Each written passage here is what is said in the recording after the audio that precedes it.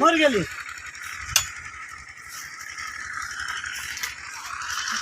यस्तो एक्सिडेन्टहरू सामान्य रूपमा भइरहेको छन्।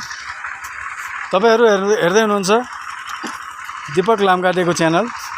यो हो दीपक दाइको च्यानल र यो हो हाम्रो कन्स्ट्रक्सन र तपाईहरु देख्न सक्नुहुन्छ।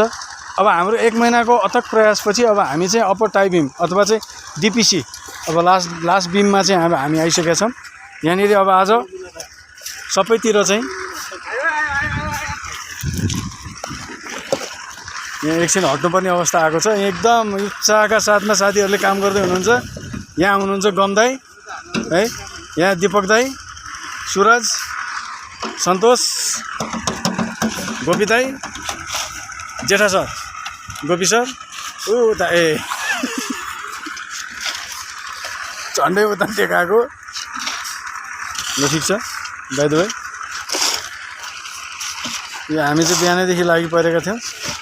उता लगभग 3वटा 4वटासम्म टाई बिम हामीले हालिसकेका छौँ। यता देख्न सक्नुहुन्छ तपाईले है, यहाँनिर चाहिँ यसरी हालिएको छ। फेरि पनि म उठ्नु पर्यो हट्ट।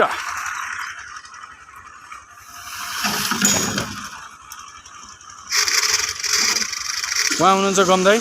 के छ गम दाइ? एकदम ठिक छ। ल हाम्रो यहाँ जेठा सर पनि हुनुहुन्छ।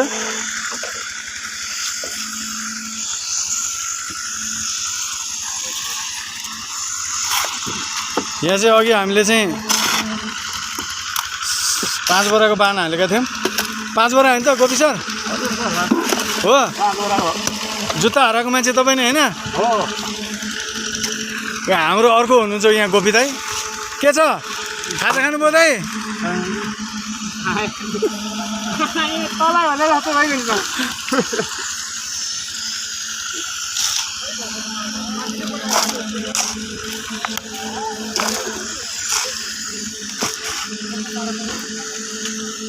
फेरि पनि गाडा आएको छ।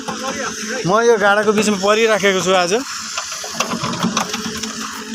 कति बेला एक्सिडेन्ट हुन्छ भन्ने कुरो थाहा भएन, तर यहाँ सबै साथीहरू आज एकदम उत्साहका साथमा हँसिलो मुहारको साथमा काम गर्दै हुनुहुन्छ।